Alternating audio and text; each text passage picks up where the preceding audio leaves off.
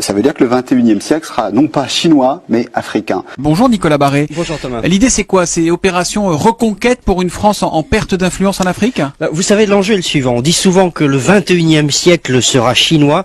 En fait, il sera africain. La Chine va bientôt voir sa population culminer, puis vieillir et baisser. L'Afrique, c'est le contraire. De tous ces chiffres, il faut mettre une France qui perd de l'influence en Afrique, Nicolas. Alors, c'est ça, mais c'est en partie de notre faute. Les banques françaises, par exemple, ont beaucoup réduit la voilure, mais ça n'est pas perdu et loin de là. La France reste le pays d'accueil des étudiants africains, et quand on voit le potentiel de croissance du continent, eh bien, il faut surtout maintenir ce flux. Vouloir l'arrêter, c'est vraiment ne rien comprendre au sens de l'histoire. Donc oui, déroulons le tapis rouge. L'Afrique est un formidable réservoir de croissance pour nous. Ne nous trompons pas, le 21e siècle sera africain. L'Afrique, formidable réservoir de croissance, nous dit Nicolas Barré, directeur de la rédaction des Échos. Dans ce match-là, la France n'est pas en avance, mais rien n'est perdu. L'édito Écho revient demain à 8h10 sur Europe 1. Bonne journée, Nicolas. Dans ce match-là, la France n'est pas en avance, mais rien n'est perdu. Est-ce que vous discernez ce qui se joue dans les soubassements de la diplomatie internationale? C'est une compétition qui est engagée, et l'enjeu de cette compétition, c'est l'Afrique. Du fait du Covid-19, vous avez peut-être entendu que l'Europe allait débloquer une aide de 20 milliards d'euros pour l'Afrique, et la France a appelé à l'annulation de la dette africaine. On ne peut comprendre ces gestes en apparence généreux que si on les place dans le contexte de rivalité géopolitique qui oppose actuellement les grandes puissances et les puissances émergentes sur le terrain africain. Quand la France demande la suppression de la dette africaine, ce n'est pas par générosité envers les Africains. C'est parce que la dette africaine est détenue à 40% par la Chine. Et dans cette compétition, la Chine est l'obstacle principal. Quand l'Italie attaque ouvertement la France sur sa politique africaine, comme nous l'avons vu tout à l'heure, ce n'est pas uniquement parce qu'elle est principalement concernée par la crise migratoire ou par souci de justice. C'est aussi parce qu'elle est elle-même engagée dans cette joute diplomatique pour acquérir des parts de marché en Afrique. Et ces nations n'hésitent plus à sortir du conformisme diplomatique habituel pour s'envoyer ouvertement des invectives sur la question africaine. L'Italie accuse la France d'appauvrir l'Afrique, la France tacle la Chine sur la question de la dette, les États-Unis dénoncent les pratiques prédatrices de la Chine et de la Russie. Il faut donc comprendre que nous sommes à un tournant crucial de l'histoire. C'est l'avenir des nations qui se joue, et il se joue en Afrique.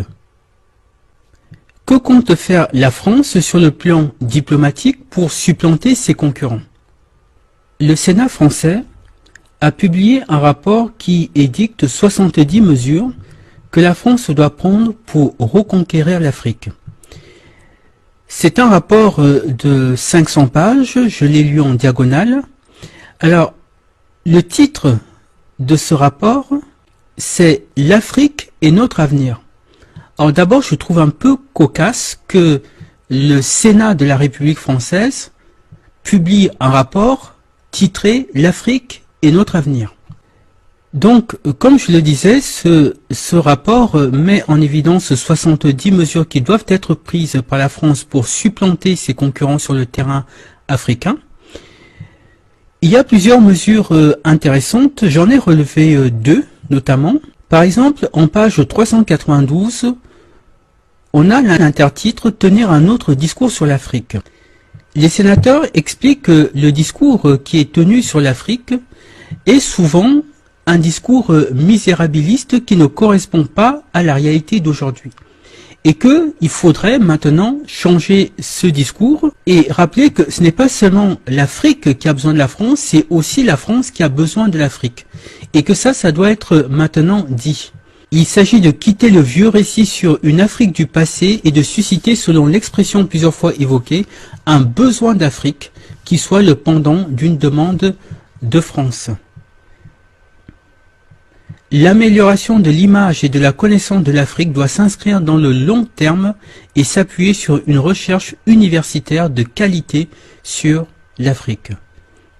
Pour faire face à ces défis, la diplomatie française, en premier lieu, doit pouvoir produire un nouveau discours sur la relation de la France à l'Afrique.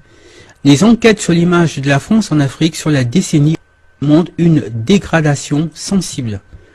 Donc ils expliquent là que l'image de la France en Afrique est de plus en plus mauvaise, et c'est en partie à cause de la manière dont l'Afrique est souvent présentée dans la société française.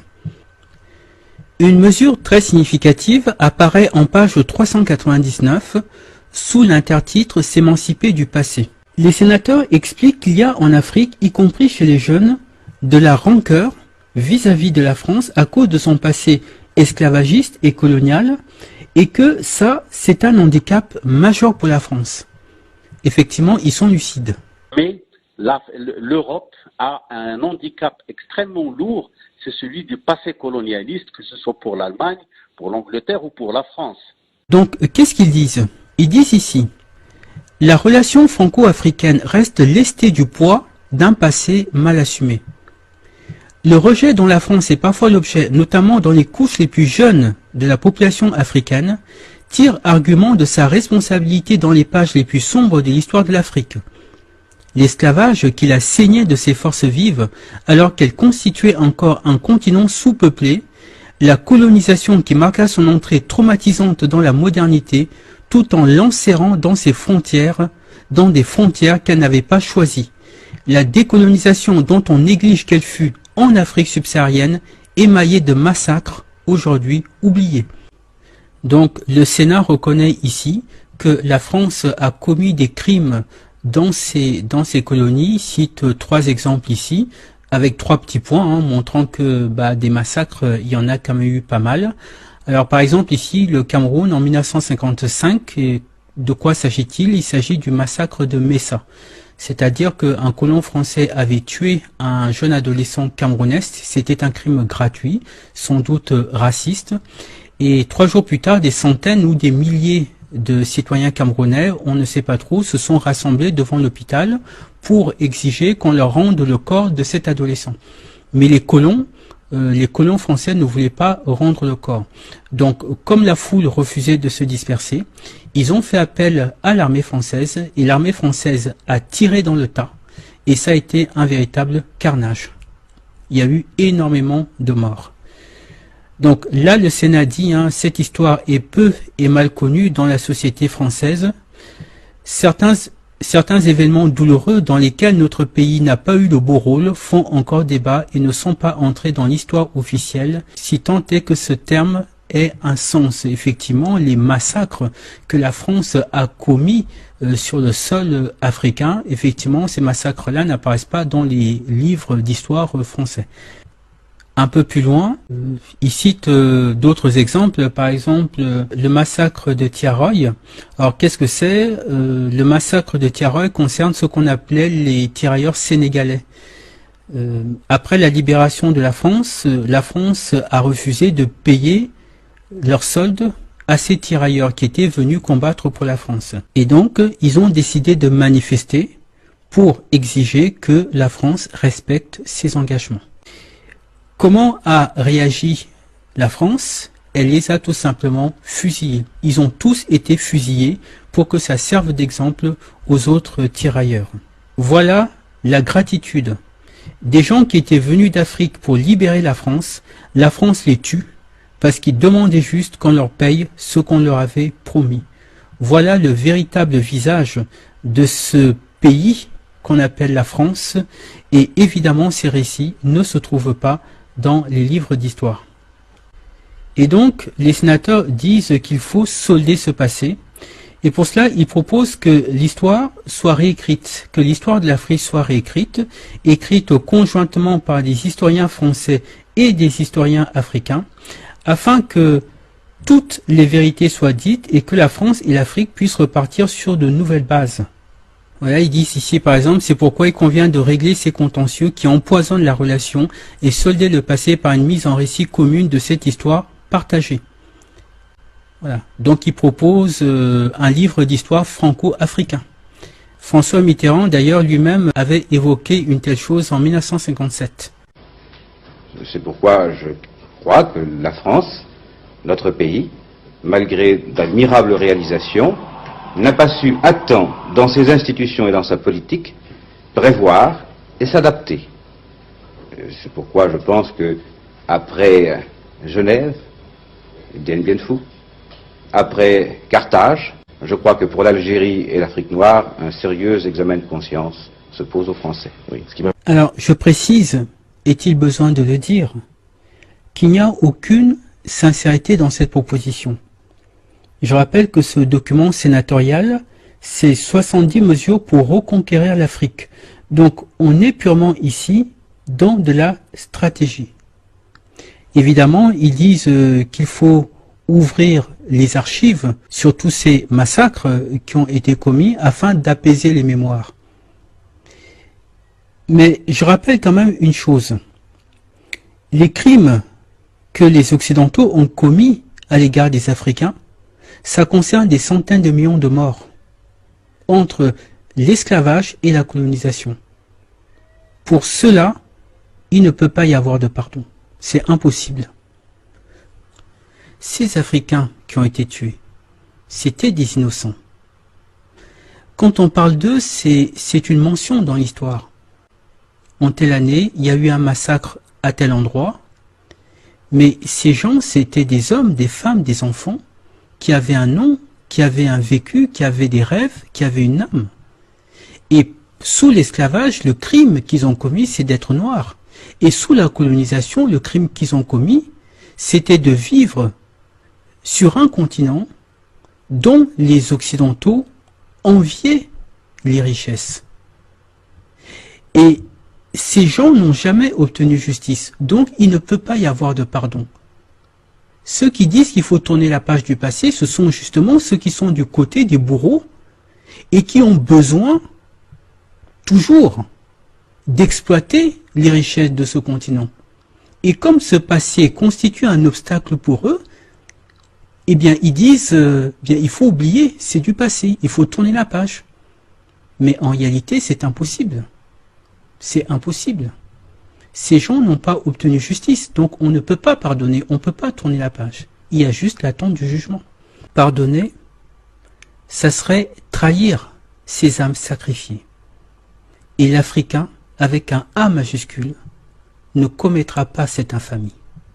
Une deuxième chose, ce document dit que la France et l'Afrique ont besoin l'une de l'autre. Alors on va être très clair. Les Africains n'ont pas besoin des Occidentaux. Ce sont les Occidentaux qui ont besoin des Africains. L'Afrique est autosuffisante parce que toutes les matières premières de la planète sont en Afrique. Et je peux vous certifier une chose. Si l'Afrique décidait de fermer la porte aux Occidentaux, à tous les Occidentaux, et d'exploiter elle-même ses ressources et de faire du commerce uniquement entre nations africaines, je peux vous certifier qu'en moins de 20 ans, il n'y aurait plus de pauvreté en Afrique. En moins de 20 ans, l'Afrique redeviendrait le continent en or qu'il était avant l'esclavage. Les Africains sont pauvres parce que les richesses de l'Afrique ont toujours été exploitées par les Occidentaux et pour les Occidentaux. Donc, s'ils décidaient de fermer la porte à ces Occidentaux et d'exploiter eux-mêmes leurs richesses, l'histoire de l'Afrique changerait du tout au tout. Et on va lui demander si c'est un fait ou une théorie du complot, le fait qu'au Mali et dans d'autres pays, il y a certains Français qui se construisent des fortunes colossales, comme le groupe Bolloré, par exemple, dans l'exportation des matières premières et les transports, comme le groupe Areva dans l'exploitation de l'uranium pour l'industrie nucléaire, comme le groupe Bouygues TF1, mais aussi la construction, et comme le groupe Total, dont cette semaine, dans les pages roses réservées au monde des affaires, je lisais que le bénéfice de Total a été dopé, que le bénéfice a grimpé de 8% à 12,4 milliards d'euros. Avec 12,4 milliards d'euros, vous comblez sans problème le trou de la sécurité sociale, les retraites, etc. Donc 12,4 milliards de bénéfices pour Total, et 40% de ce bénéfice se réalise en Afrique. Et là, c'est intéressant de comprendre comment il y a des gens si pauvres et des gens si riches en Afrique ou autour de l'Afrique Et là, c'est le moment de rappeler ce que disait Mitterrand en 1988 pour expliquer sa politique envers l'Afrique. Chaque franc, disait-il, investi au sud rapporte 8 francs au nord. Il faut se rendre à l'évidence, ce sont les pauvres qui financent les riches. Un autre grand comploteur, c'est le célèbre groupe capitaliste d'audit des entreprises et d'analyse des situations économiques, McKinsey. McKinsey déclarant récemment même si le continent africain reste confronté à d'importants problèmes de développement, comme c'est gentil cet euphémisme, le taux du retour sur investissement en Afrique est tout de même le plus élevé au monde. Ça veut dire qu'il y a des gens qui construisent l'essentiel de leur fortune en Afrique et qui gagnent plus en Afrique que n'importe où ailleurs, pendant que les Africains crèvent de faim. Le président Hollande s'inscrit dans la même ligne. Je cite, « La France maintiendra ses engagements vis-à-vis de ce continent plein de promesses. Toutes les puissances du monde y sont et essayent de développer leur influence. C'est un continent où la démocratie progresse. » Ah bon? Parce qu'on avait remarqué dans le soutien aux dictateurs du Tchad, du Gabon, dans le coup d'État en Côte d'Ivoire où la France a bombardé le palais présidentiel et en Afrique et au Congo aussi, justement, où la France soutient des milices pour empêcher le Congo d'exercer sa souveraineté. Mais bon, Hollande continue. C'est surtout ça qui l'intéresse. Un continent où l'énergie et l'environnement sont autant de sujets majeurs. En 2050, 80% des francophones seront africains, 700 millions de femmes et d'hommes. Chacun comprend ici l'enjeu. Et donc, j'aimerais bien que la France, qui aide si généreusement le Mali, le Niger et d'autres depuis des dizaines d'années, nous explique comment ça se fait qu'il y a des fortunes colossales chez Bolloré, chez Bouygues, chez Total et dans tous les grands groupes français sur le dos des Africains pendant que les Africains continuent à crever de faim. Je rappelle que sous le colonialisme, il y a eu 205 à ce jour dirigeants africains assassinés par les colonialistes. 205.